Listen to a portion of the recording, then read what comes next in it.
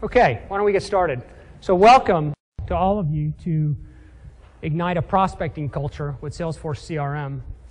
And I'm especially delighted to have two incredible guests with us today. Mike Clayville, who's the Vice President of North America Sales for VMware, and Sandy Sandelin, who's a Senior Corporate Strategist with Dell. And what we're going to talk about today is the importance of building a prospecting culture and how Salesforce.com can be a part of that effort. And let's start by having a quick show of hands. Let me see how many folks in here are from sales. Raise your hand. Wow. Okay, and marketing? Vastly underrepresented. Not a big surprise. So those of you that are in sales, let me ask this question. How many of you believe that the answer to growing your top line is more leads? Not too many. Not surprising.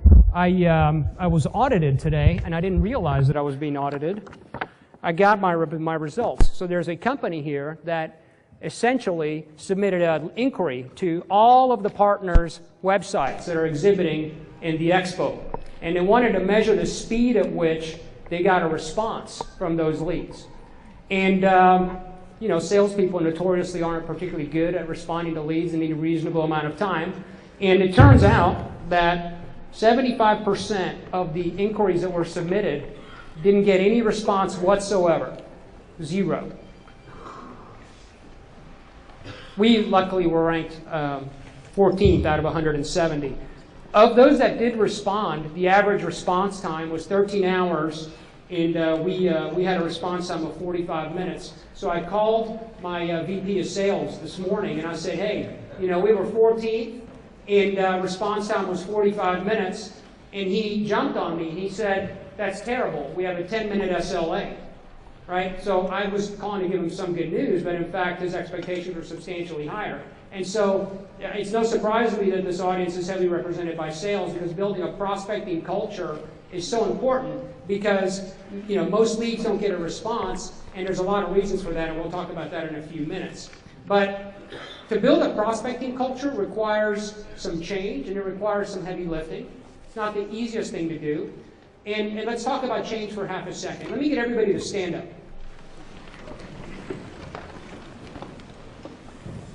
Okay. One of the great things about this event is that I feel like I'm having Christmas early, right? I got a glimpse into the future yesterday morning, another glimpse into the future this morning, all these great introductions. And as I think about Christmas, it always makes me think of New Year's, not just the party stuff, but the New Year's resolutions that everybody, or some people, tend to make. And New Year's resolutions are an interesting thing. And let me ask this question. Has anybody never made a New Year's resolution that's in this audience? One person? A couple of people? Okay, go ahead and sit down. Okay. Those of you that have made them, how many of you were unable to keep that resolution for more than 30 days? Unable to keep it for more than 30 days. Okay, sit down. 60 days? 90 days? 6 months? A year? Okay, congratulations to those of you that are still standing. Please sit down.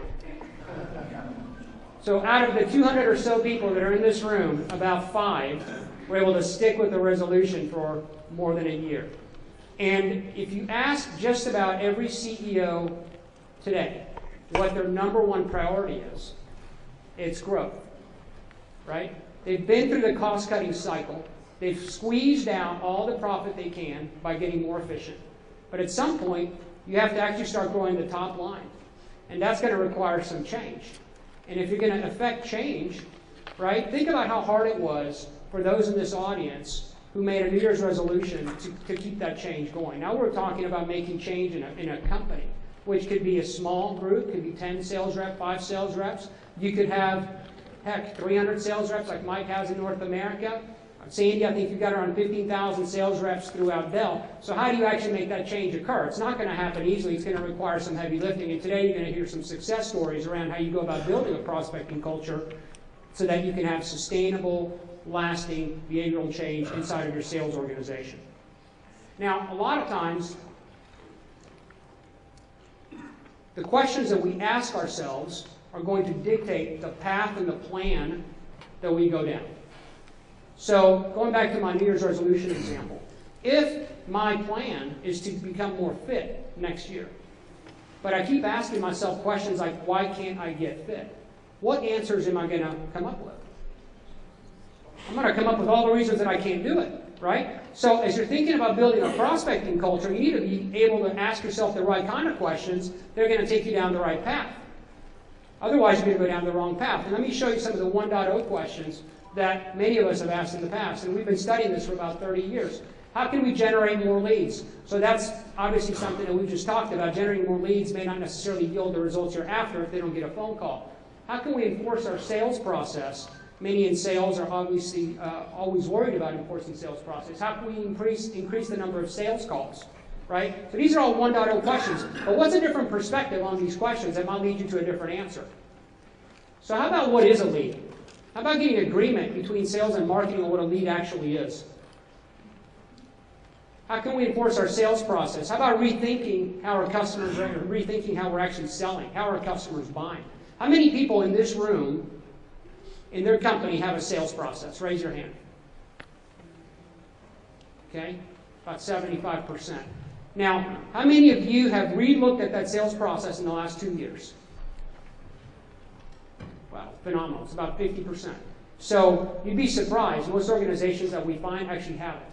And if you think your customers haven't changed how they buy, right, then you really need to rethink how you go into market. Because everybody's transforming right now. Everybody's in some stage of transformation. Those that are selling and those that are buying. One of the key questions that we always find people talking about is what kind of training can we provide to really build a prospecting culture?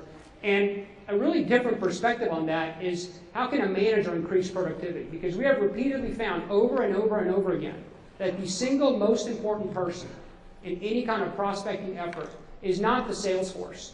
Salesforce will execute based on what that frontline sales manager is going to ask them to do, inspect them to do, and expect them to do. But oftentimes the focus is really placed on that frontline sales organization, and we send them to be fixed, quote unquote. But the focus needs to be on that sales manager. Now, why do geese fly in a V formation? Does anybody know? Please. Sculpting is one for wind. Yeah. So it breaks the wind for each person. Also, it's easier to follow. Exactly. So there's a very specific reason for that, right? They're using aerodynamics to help the speed, or to help them with the speed, and they're traveling down south. All right, they're going to do the same thing up north. And they take turns in that front position, by the way. Right? It's not always that same geese that's in the front position. So they alternate rotation based on how tired that geese gets. So as you're thinking about your sales and your marketing organization in a prospecting effort, right, it's not about having everybody march down and execute the same exact speed and rate at the same time, right? Going back to the geese example, if they were all lined up in one formation flying straight down, then they would all get really tired pretty fast and it wouldn't be a very effective method. So what we have found is that there's a very specific methodology to actually leverage all the various components in your company to truly drive a prospecting culture over time.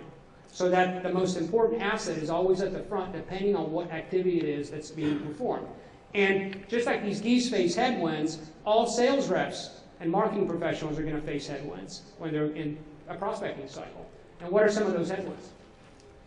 So we always want to get to decision makers, the people that can, cut the check, sign the order. So getting to them is pretty hard.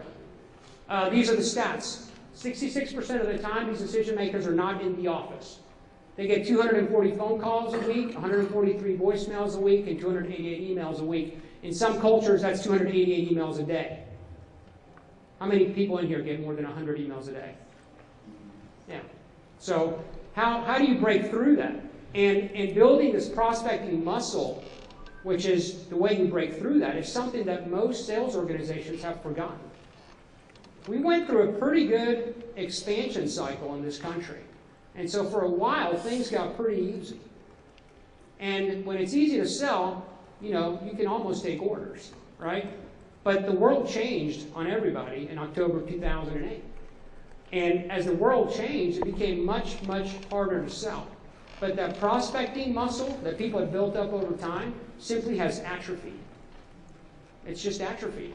And so it's a process of rebuilding that muscle in order to break through some of these barriers that are placed in front of every single one of your sales reps as they're trying to communicate with customers. And what do most salespeople do if they're given a cold calling target or a prospecting target, given the fact that they forgot how to do it? I'm sorry? They don't do it, right? They don't do it, they do it poorly, or what they'll do is they'll wait until the very worst possible time to actually do their prospecting. So if you give somebody a 50-call prospecting target, for example, what a salesperson's going to do is going to wait until Friday, about noon, right, make their dials, say they made their dials, unplug and go home. Now, when's the worst time to call anybody? Friday afternoon, right? So they're building this self-fulfilling pattern and cycle around poor success because A, they don't know how to do it, B, they're doing it at the worst possible time. So rebuilding that prospecting muscle, again, is something that just about every single company we talk to is highly interested in working on. And there's a structure for doing so. Now, does anybody know the difference between active demand and latent demand? Active demand is when somebody recognizes that they've got interest in a particular solution. They already know, they're shopping, and they're looking. Okay? Good example of that is all those leads that were submitted to those 170 companies that didn't get responded, right? And so what happens is those people went shopping elsewhere. Now, if your active demand isn't large enough to fulfill your pipeline requirements, then you got to go and drive some latent demand. And this is identifying targets that have a need for your solution but perhaps may not yet be aware, right? And that's where some of the heavy lifting comes in. And historically, what's happened is that training and marketing and sales and operations actually, go down their own paths and attacking both of these solutions. But there's certainly a much better way. And there's 4 groups that need to operate together in order to build any prospecting culture. It's not just sales, it's not just marketing, it's operations and training. All 4 of those organizations need to work together. And what we found works explicitly well is by creating what we call a unified selling force, where these 4 groups essentially come together and collaborate and identify a strategic mission or strategic imperative or objective that the sales and marketing and operations organizations, training organizations can all rally around. Because you don't want to try to boil the ocean all at once. You've got to be very, very specific in your efforts. Okay? Once they've all agreed on what their target metrics are, and Salesforce.com becomes the nervous system that actually enables all of this collaboration, communication, measurement to occur, then you go through a 4-step pattern.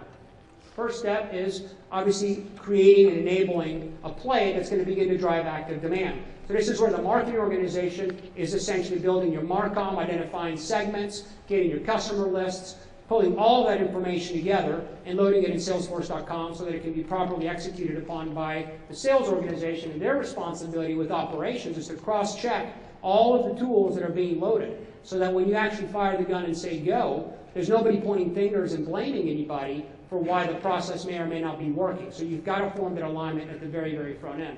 Once you start to execute that, then of course marketing is responsible for communicating to the marketplace to stimulate all the active demand. But sales has a responsibility in that as well. Because just because the lead comes in doesn't mean that anything's going to happen. And so what we've found is that a 24-hour SLA to those leads is really what drives effectiveness. A lead will actually lose 25% of its value every single day. Until after 4 days, that person will probably forget they even submitted an inquiry to your company. So sales has a clear responsibility, again, Salesforce.com enabling this entire process. But once all that unfolds, and let's say you have 1,000 customers in your total addressable market, and active demand has generated 15 or 20% of response rates from that customer set, you're not going to walk away from the other 75% that didn't respond. And that's where latent demand strategies come in. And so what we found works especially well is for marketing to now shift the responsibility away from pushing out content to drive leads, but to really take a look at that account set and help sales go through a prioritization exercise and analysis around which of those accounts should be targeted first and in what sequence and with what strategy. Okay? And then sales responsibility is to go about executing on that strategy with marketing support. And did you know that customers typically say no 6 times before they say yes? But sales reps stop at the second no on average.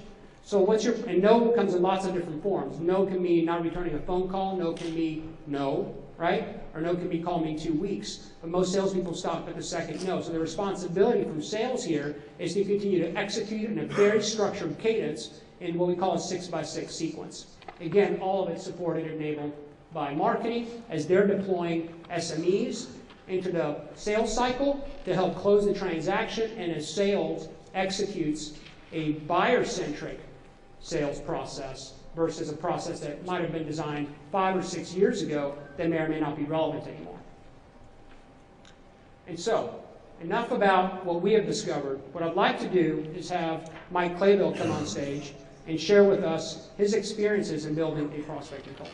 Thank you, Mike. Thank you, Walter. And thank you all for coming in today. I can't tell whether you're here because you want to be here, you just don't want to be in the rain. How many are here just to get out of the rain? Yeah, exactly. Yeah, me too. Me too.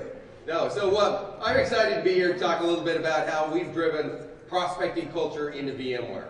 Right? So I have always been of the belief that prospecting is the calisthenics of sales. It's how you stay in selling shape.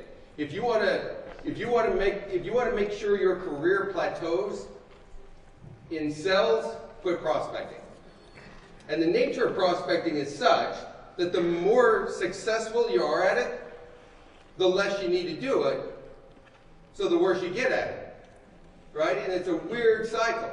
And what you find is reps that get really good at prospecting pretty soon spend all of their time selling, and they get really bad at prospecting. So it's really important that it becomes a fundamental part of how you sell. Right? So there's this notion that I call the discipline of getting things done. Right? What are those things that you need to do every week, every quarter, every year, every day, and make sure you have those tight in your sights so that everybody in your sales organization get up and they know, what am I supposed to do today? What am I supposed to do this week? What am I supposed to do this quarter? What am I supposed to do this year? Because what is true, again, one of my philosophies, if you want consistently good results, create consistently good behavior. Behavior and results are tightly interconnected. And if you let behavior drift, results will drift. But what we all are looking for is always consistently good results. So it's just as simple as ensuring everybody's engaged in always consistently good behavior. So we've got some fundamental things that are part of the discipline of selling that we created on top of our Salesforce implementation. Things that are obvious, pipeline management, forecasting, those types of things. Consistently, every single week, it's done the same way, you get good at it, right? The second thing we do is, how do you handle the types of transactions you're engaged in? Right? Every transaction, every customer interaction isn't the same. And how do you separate out the consistent behaviors, isolate them, and reinforce them? Right? And you come back to this big notion, Walter started it, it's the notion of how does a customer want to buy? Start there. Right? And there's really two parts of that I believe in. Right? There's the part of how do they want to buy and when do they want to buy? Because both are really important. So the first part of this is the discipline of getting things done, the discipline of doing all of the fundamentals right really well. Right? Pipeline, forecasting management, the calisthenics of prospecting, staying in selling shape. Right? And understanding the characteristics of those transactions, whether very small transactions and how my behaviors can support success in small transactions, or bigger transactions where my repetitive behaviors can support success in the bigger transactions. Then the next step is, you know what? I only want to sell where people want to buy. I only want to fish where there are fish, right? It seems like an easy concept, right? Only sell when people are wanting to buy. And the notion of listen to your customer and understand how they want to be sold to, but also when do they want to be sold to. One of the biggest mistakes we make in selling is we start selling when we should be prospecting, and we start prospecting when we should be selling. Understand from a customer's perspective, what are they looking for at this time, and then land at the right time with the right message. So the notion that I've got is I've got this notion that I call selling to the intersections. Every customer has some triggers that create a need that drive a buying behavior. Know those triggers. Those triggers can be documented, and you can get out of those triggers what I call a selling intersection. A time that the trigger creates a buying behavior. And integrating those throughout the Salesforce enables you now to begin to only fish where there are fish. Only sell to customers that want to buy. And you want to earn a lot of your selling capacity back. Start only selling to people ready to buy. Right? It's a really big idea if you can drive it. And then the final piece is, how do you architect success into a sales organization? And the least common denominator in every sales force is their territory. So how do you start with a territory and create an environment where success is easy? Right? A lot of times we distribute territories, we give them named accounts, those accounts hang around for a while. The longer a person stays with us, the more accounts they get. Somebody leaves, gives the good accounts to somebody that stayed, right? And you get into an environment where you're radically out of proportion, right? You've got some territories that there's no way they could ever be successful, destined for failure. And then you got some territories that there's no way they could not be successful. And what that means is you've got territory that is underperforming, and as a result, your sales force is underperforming. Right? So how do you go about architecting success into the territory?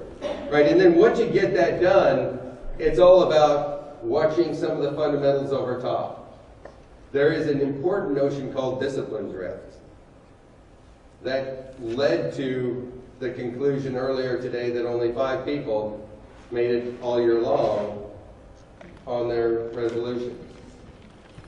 Discipline drift is a really important concept that Salesforce can enable sales management to manage. Right? And then the second part of this is, how do you institutionalize how you sell where and when a customer wants to buy? How do you get that deeply ingrained in your sales force? Right?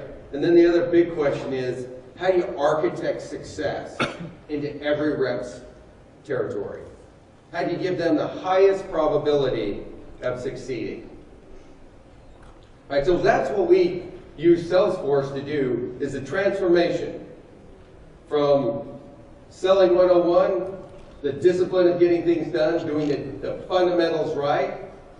The selling 201 is only selling where people want to buy and how people want to buy and when people want to buy. To 301, architecting success in. Right? And sales 401 is where every rep only has to work 10 hours a day and gets filthy rich. Right? And that's the input. That's what we're looking for. We don't want the reps to have to work 80 hours a week. If we do the right job of supporting them, creating success, enabling them to only sell where people want to buy, making sure that we have the right level of discipline, our job is to minimize the hours they have to work and maximize their potential success, right? So let me show you in leveraging coaching in the cloud, which is built on Salesforce and enables us to keep track of this discipline drift, some of the success we've had. Right, so we use this process worldwide. And we have since September, created $20 million in incremental pipeline. Right? And again, it's back to the team. It's not just the Salesforce, it's the whole team has created that. Middle chart there. You can see how it is by stage. You see that we get a lot early in the stage, but we've matured a substantial amount through the later stages of the sales cycle. And we've delivered on about 3 million of that since September. A pretty good turnaround on the pipeline. Again, it works everywhere. Customers, no matter where they are in the world, want to buy the way they want to buy. And being able to customize your selling activity to the way they want to buy works, whether you're in China or whether you're in Chicago. And then finally, you see, every week you create pipeline. It's not a blitz where you got a bunch of pipeline one week and then you flatline until you do another blitz, but it's a consistently delivering incremental pipeline every single week. It's back to that discipline of getting things done, getting into that rhythm. Again, Walter talked about it a lot. Prospecting is about muscle memory. It's about picking up that phone and being confident on that phone and executing a well-planned conversation with a customer. And that's not something you do cold. That's not something you learn Friday afternoon. That's something that every day you do it, you get better. Every single day you do it, you get better. And when you don't do it, you get worse. Right? And if you can keep that getting stuck in your head, like everybody's got a prospect. Everybody's got to constantly prospect. It's the way they stay in selling shape. Then you can support that with these tools we're talking about that creates great results. So thank you for taking some time. Sandy, would you like to come up?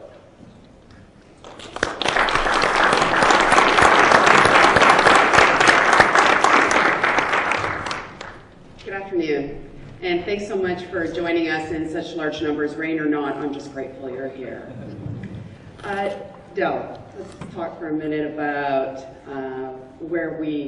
how we developed our prospecting muscle. And you know, many people would start from the premise that they just simply wouldn't believe that Dell didn't have great prospecting muscle already, because we were in a highly commoditized industry and we had a very tactical sales organization, and we were absolutely known for our ability to execute.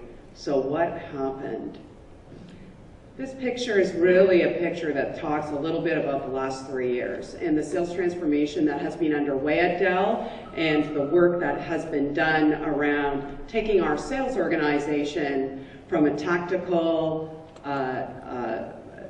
sales organization into a solution selling organization, and one that can focus on a much more disciplined methodology for prospecting. When we started this journey about 3 years ago, we really started it with Salesforce.com. And we went ahead and did our deployment. We introduced a refresh selling process.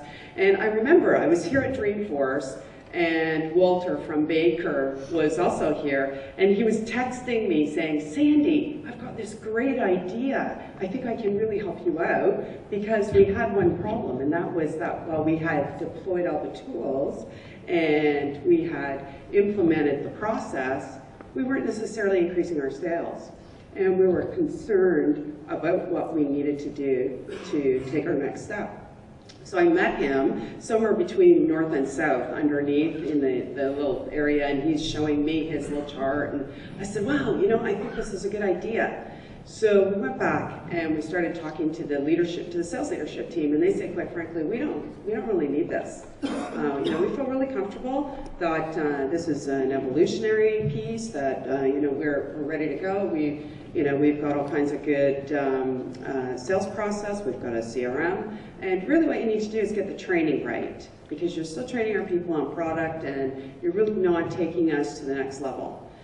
So we didn't stop at that. We kept working at it because in my heart of hearts, I knew that we needed to do something that was innovative and that was different. And so we continued to push our sales organization forward along this notion that we had to rethink our methodology for prospecting. And to that end, we found a small group of sales folks in our Canada team that were willing to actually give it a try.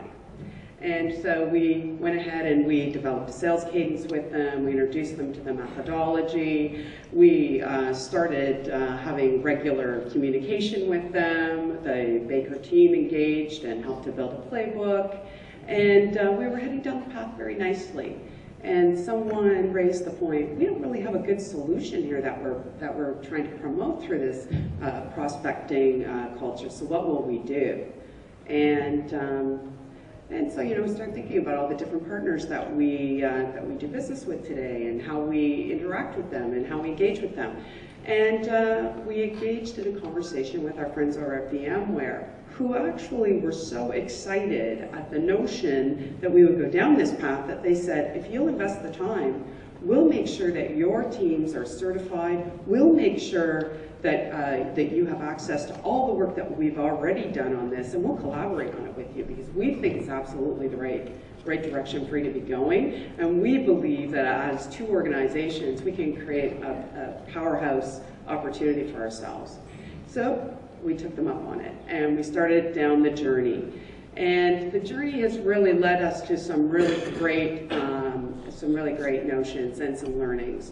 So the first piece is that we really absolutely learned that we thought our sales organization understood what we wanted them to do, but we'd not clearly put it in front of them. And in fact, during our first work, we learned that they didn't even really know how to properly use the CRM. They didn't understand how to really manage their accounts through the CRM, or what would be in it for the customer, or how they could, you know, use the solutions that we had in our portfolio to really express a differentiated and unique point of view to our customers.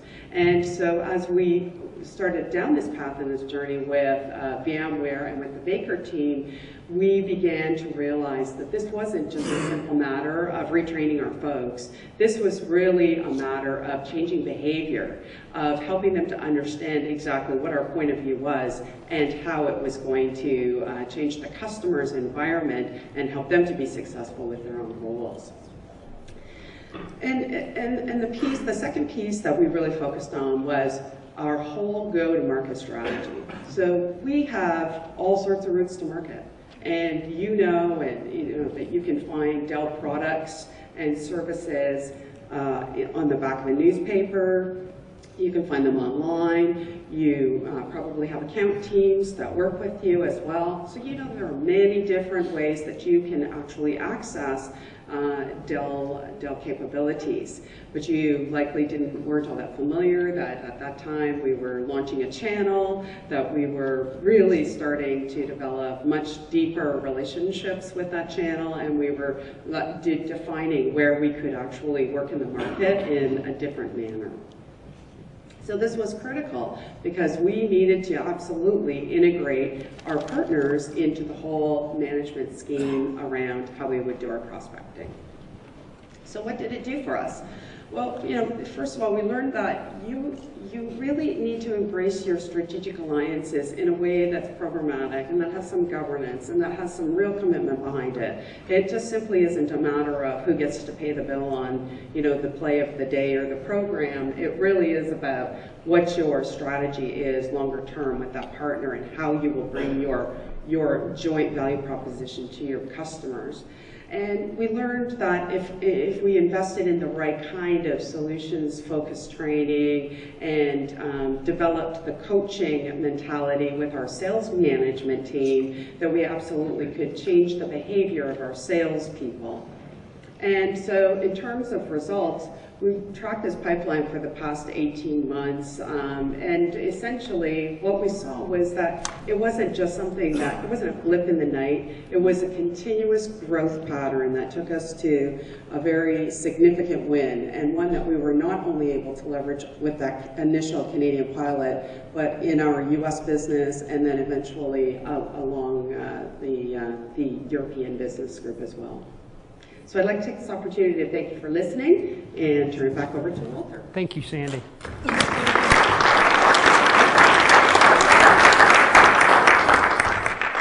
Okay, so we've got about 20 or so minutes left, and what we wanted to do is really give you all the opportunity to ask our wonderful guests questions about their experience, their process, how they leverage Salesforce.com and this build of the prospecting culture. Because one of the things that I can tell you is that the measurement process that you go through when you go through these plays, as you just described, is absolutely critical. The whole enablement cycle is critical, and if you don't use a very flexible tool like Salesforce.com, it makes your job substantially harder to execute. So with that, we have a microphone in the back, and who's got the first question? Please, Chris.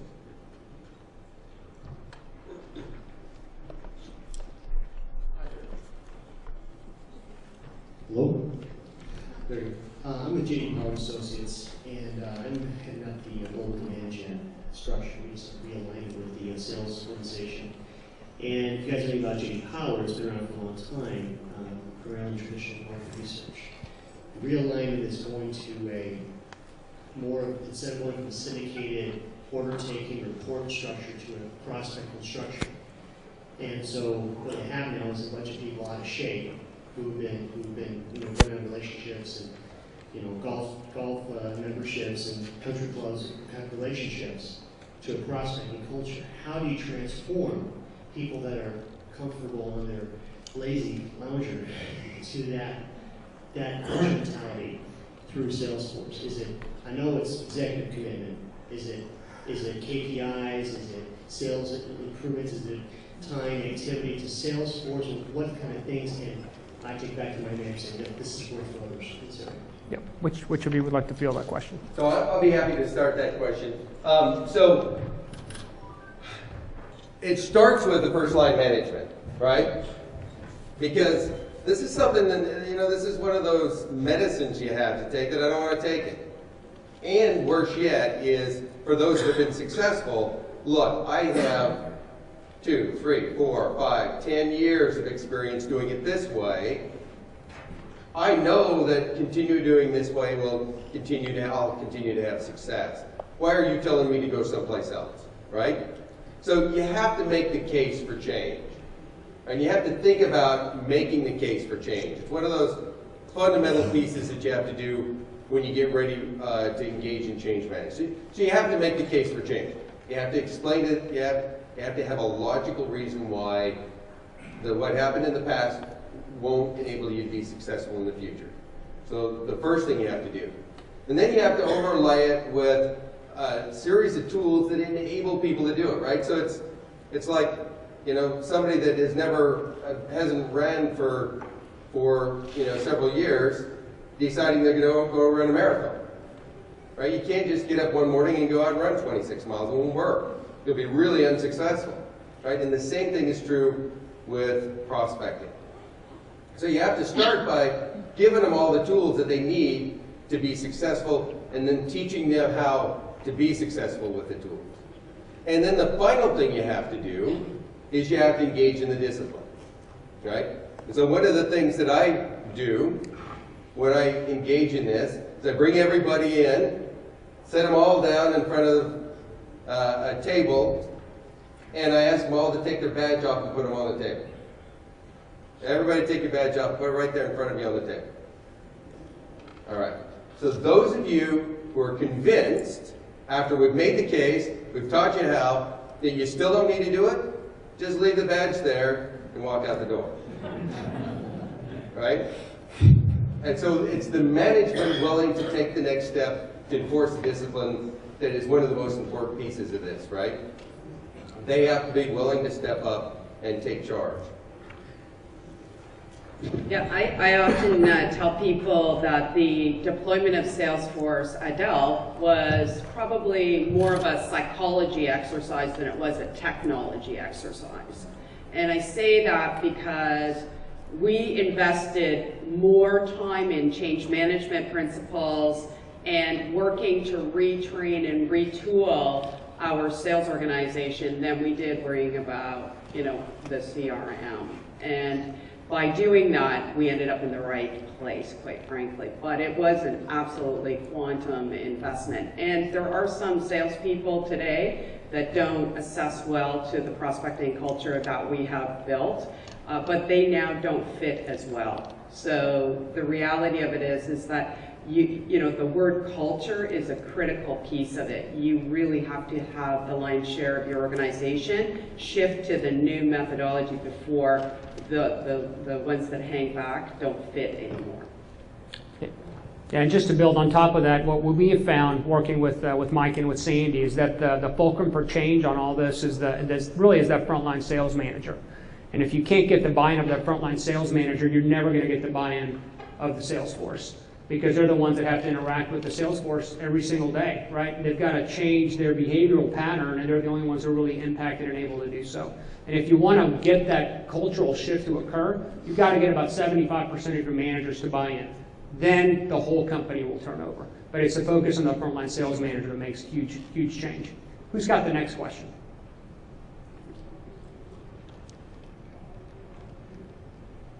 Come on now. Okay, please. Hello. I just want to ask about social media included in prospecting efforts, because when we're talking about frontline management, a lot of times it's not something that they can measure, and it's not as predictable as it used to be. So a lot of them are actually a little more resistant to saying, I don't want you to take your Friday afternoon and update your LinkedIn profile. I want you to make calls. So how are you integrating social media into the prospecting efforts?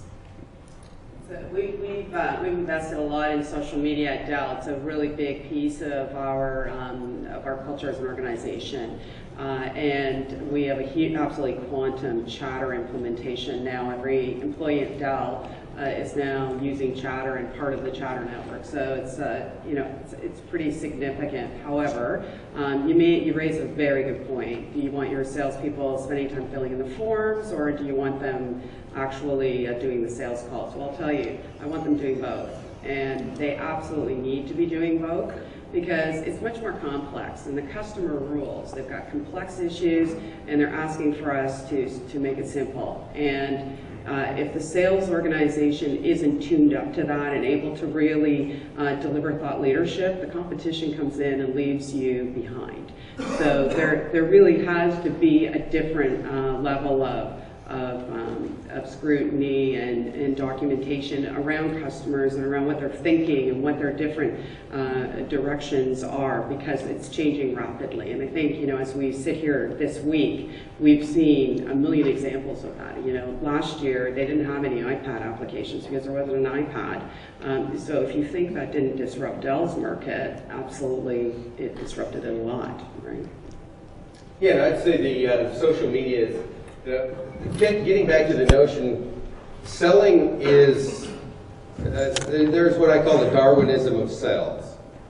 If you continue to sell the way you're selling today, the market will outpace you, and you'll become irrelevant. You'll become the dinosaurs, right? Social media is one of those areas where you can innovate. There's a lot of great innovation, because it's all about customer touch.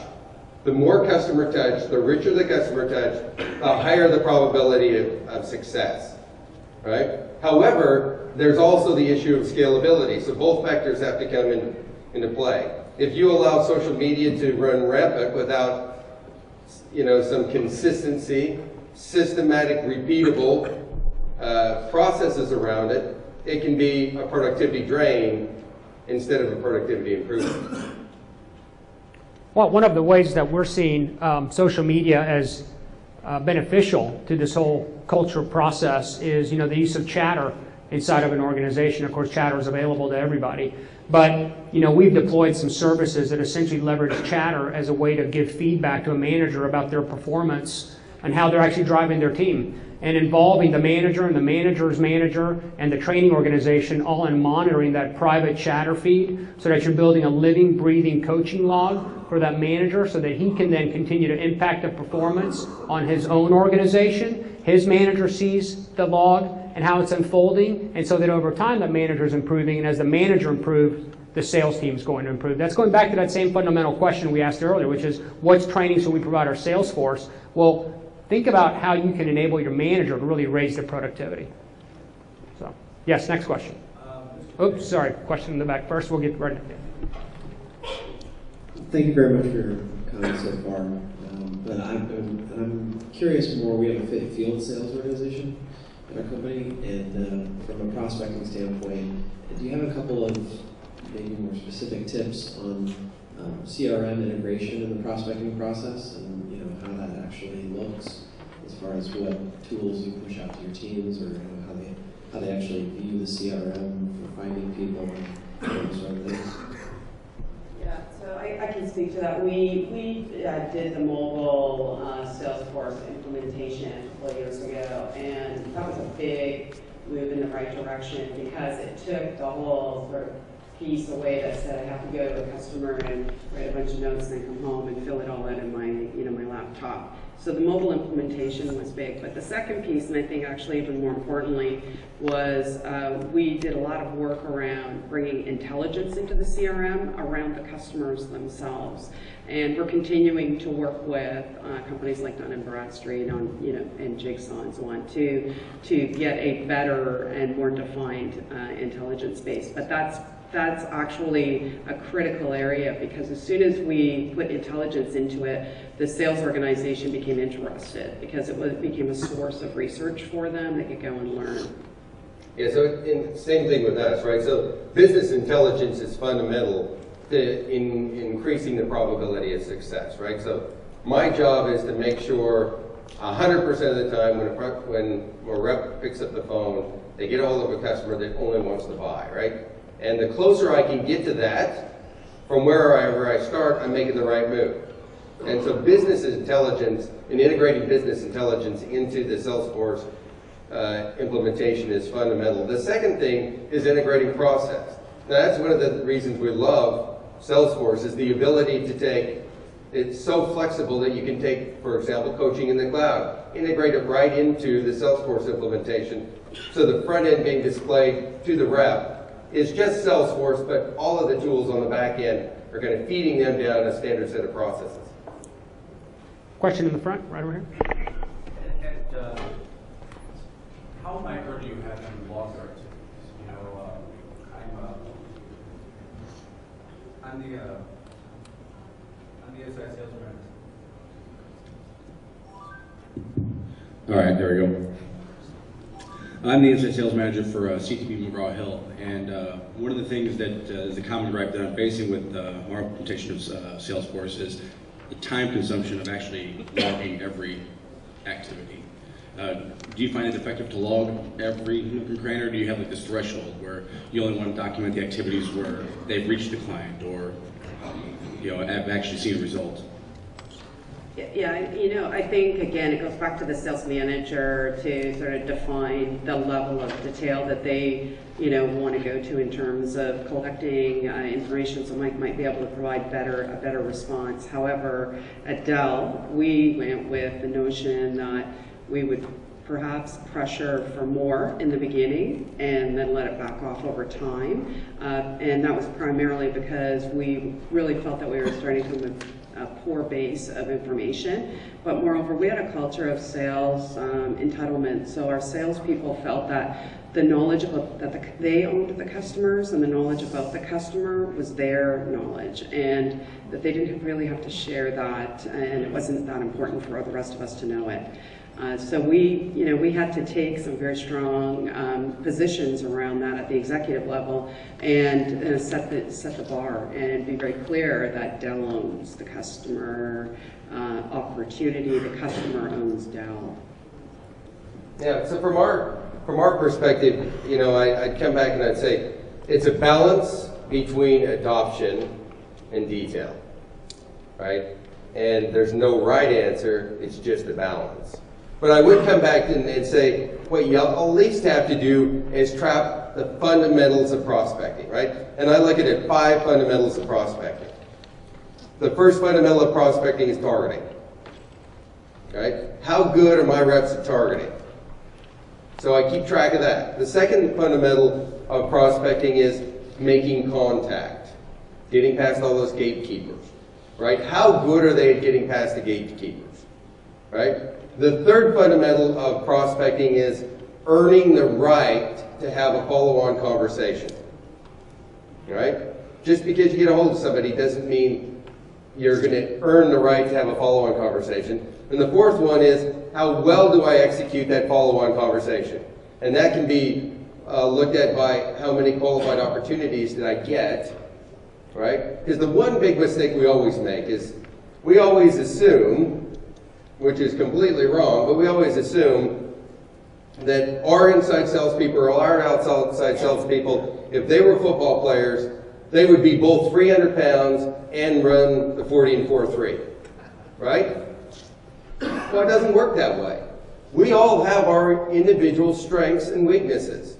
And your job as a sales manager is to understand the strengths and the weakness of every single rep and be able to provide coaching to them in the areas that they're weak. Right? You can't run the 4.3, well, guess what? You can get a jump on it. Let me show you how to get a jump on it, right? But the more and more you do it, the better and better you get. So I keep track of those fundamentals that are the key parts of understanding how to improve every individual, but it's really a balance of adoption. More important than everything, you get adoption, right? And then the second most important thing is you're enabling all of them to become better players. Yeah, and just to add on top of that, you know, there's always this notion of leading indicators and lagging indicators, and you know, the lagging indicators are just going to tell you the score, right? So if you show up at a football game and the score is already on the board and the game's over, you're not going to change the score. But if you're at the game early and you can watch the game unfold and you can call different kinds of plays depending on the formation that's unfolding in front of you and how the teams are actually behaving, then you can impact that score.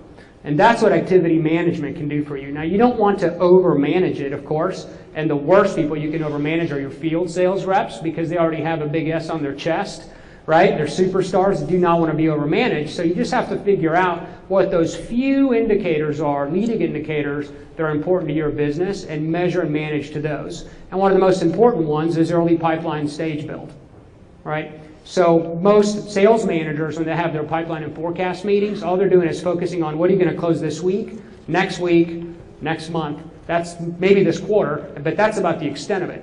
And very often they don't focus about what are you going to focus in the outlying quarters. What are you doing to build your pipeline in the outlying quarters? And that's what prospecting is all about. So best practice that we have found is managers that actually separate completely forecast meetings from pipeline meetings.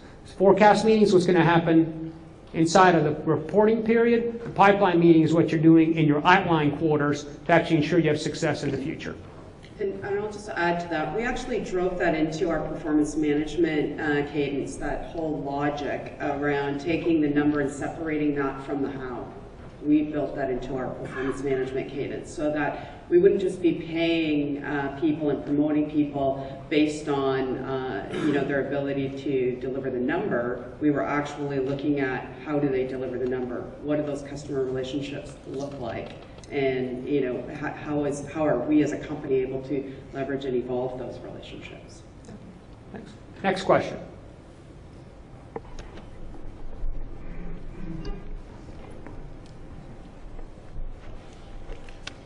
This is all very interesting, and obviously you guys had some significant successes. But how do we know those successes wouldn't have happened anyway? Do you have any sort of business results that say, this team did it, and they got this, and then this bunch we didn't do, and they didn't move? Or is there any evidence that this is anything other than just feel good? Yeah, I think we all enjoyed it. Yeah, so we took the pilot group and isolated them with their peers who were operating with the same type of premise and same type of customer and so on. And we actually reduced the number of accounts that they were able to gain access to through the process. So in fact, we put them at a slight disadvantage, and then we just managed and monitored the team side by side. And we did a similar thing, and what we found was about 20% improvement.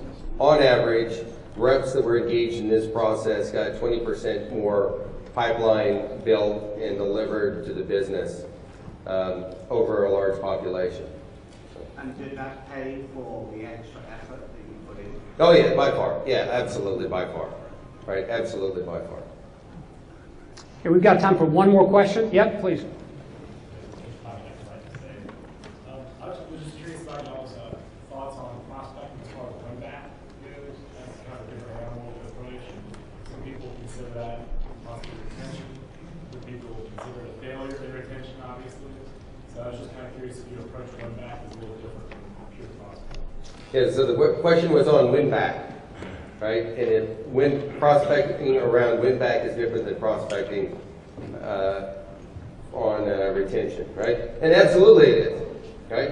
But the key isn't what you're going after, it's how you're going after it, right? And it's about getting that groove swing. It's about that muscle memory, right? So what we've set up is this systematic, repeatable process that all I have to do is substitute in what do I want to do, what target do I want to get, and I run the process the same way. And that's really what drives success across the Salesforce, because it's exactly the same thing. So I may go after an entirely new market with this process, or I may go restart customers that haven't purchased in 2 years with this process.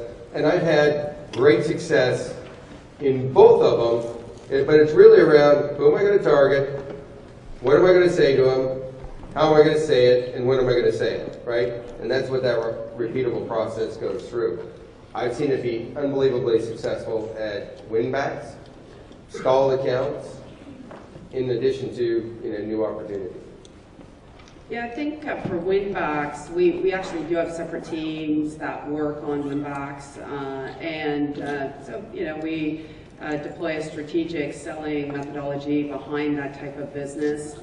But I don't think that the actual cadence around prospecting changes as much as the access to various resources throughout the company may be greater in order to enhance that customer experience. Yeah, it really doesn't matter, right, what the target is. Your tactics may vary, but the prospecting cadence applies across, white space, win back, cross-sell, upsell, all of that. And in fact, Mike, I don't know if you remember, but the first project that kind of, absolutely, I remember. The invention of all this was 15 years ago. Mike worked on a win-back project together at IBM. Sorry about that, Sandy, but yeah, but here we are today. So I'll leave you with this thought. So we've talked a lot about the importance of building a prospecting culture. It clearly, salespeople are not the easiest people to change, right? They're pretty opinionated, they're aggressive, they're high achievers, at least you hope they are, and they're very, very motivated. So you're not going to have an easy task at it. But it is certainly a journey worth embarking on, worth going down, especially when every CEO today is really focused about driving top line because they've squeezed out everything they can out of the bottom line. But I'll leave you with this quote, and it's a great quote by the CEO of Campbell Soup, which is, you can't talk your way out of something you behaved your way into. You've got to behave your way out of it. And so if you're serious about this journey, expect that it's going to take some time. There's not a silver bullet. There is a process. There is a method. There is a strategy. But embark on it with the notion that it's a journey. It may take you 6 months. It may take you a year to get there. But with the power of Salesforce.com in your hands, you do have the tools that you need to create that muscle memory, to create that lasting behavioral change so that you can truly impact the top line in your company. So with that, thank you very much. I wanted to say hello because it looks like you're in the neck of the woods where my family lives, down in Houston. Oh, is that right? You're over in the Southwest. I've met one of your people outside. I was looking for Zip, and I'm like, oh, that's my family's. Yep, So, Sugarland, absolutely. So they're in well, the office is in Breeze. right by Sugarland. But My family's grown up there. Is that right? Yeah, so I'm down there once or twice a year. Oh, terrific. Well, let's definitely catch up. Nice to meet you. Thanks so much for saying hi. Oh, thank you so much. Hey, how's it going? Was that helpful? Yeah, very good. Appreciate it. Good. Yeah. Let's give you a call. Yes. Oh, great. No, that's a nice story. Yeah.